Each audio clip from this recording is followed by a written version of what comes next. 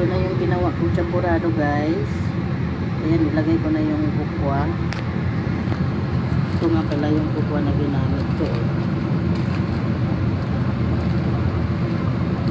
Ayan lang.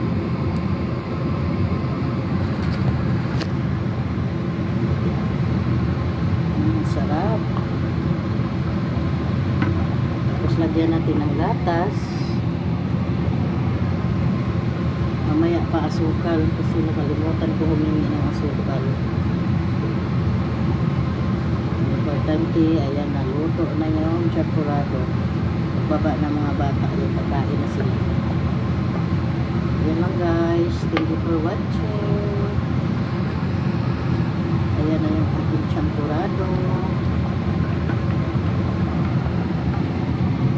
Gatas.